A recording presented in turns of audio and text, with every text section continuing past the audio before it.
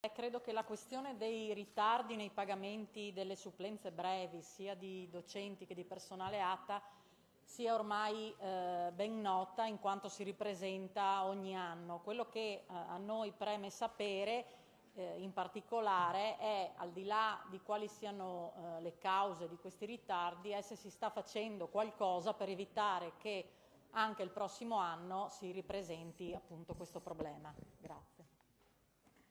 Risponde l'assessore Panariti. Merito ai ritardati pagamenti degli stipendi e ai supplenti temporanei,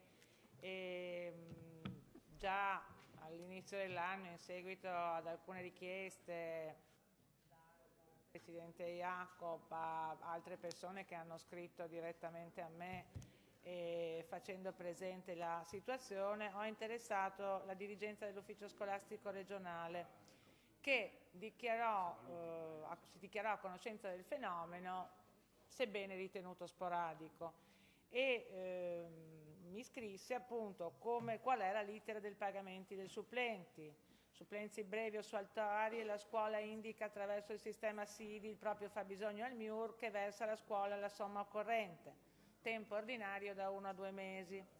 Supplenze annuali fino al 30 giugno o fino al 31 agosto, la scuola segnala l'avvenuta presa di servizio alla Ragioneria Territoriale dello Stato, che avvia il pagamento della spesa fissa il mese successivo alla presa in carico da parte della Ragioneria con gli arretrati.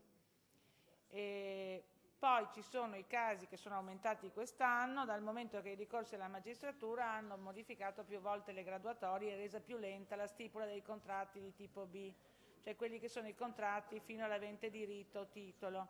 In questi casi la scuola, al termine di ciascun mese di lavoro, conferma alla Ragioneria l'avvenuta prestazione e parte la procedura per il pagamento.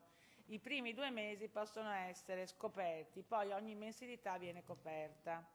In più si possono verificare casi di mancata registrazione per i motivi più diversi da parte sempre della Ragioneria.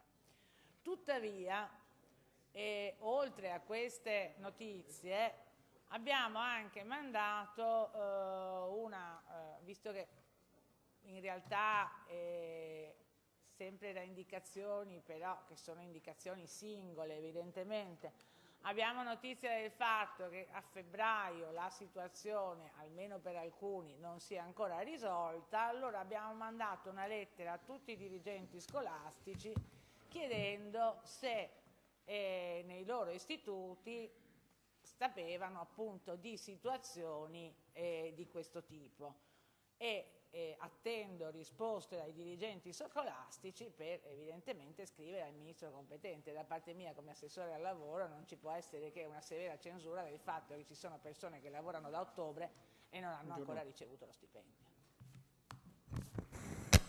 Grazie. La parola alla consigliera Fratolin per la replica.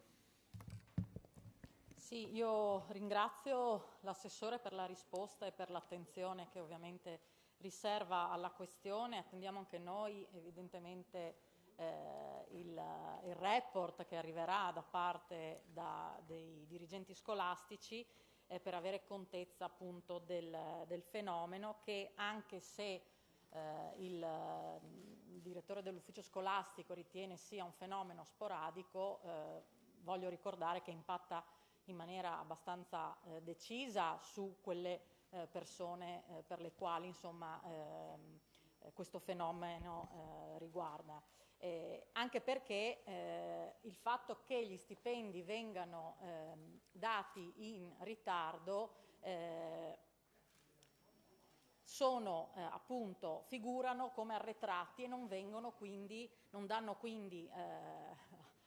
luogo a detrazioni dallo stipendio, e quindi non si vedono riconosciute le detrazioni ai fini della tassazione IRPEF. È ovvio appunto che quindi sia una situazione che, anche se a livello regionale appunto non è molto significativa, a livello magari nazionale sia il caso di prendere in considerazione un diverso modo, anche perché risulta abbastanza appunto farraginoso, come ha illustrato l'assessore, il fatto che il pagamento avvenga per tramite del MIUR e non per il tramite del Ministero del Tesoro, come avviene insomma per gli altri pagamenti. Grazie.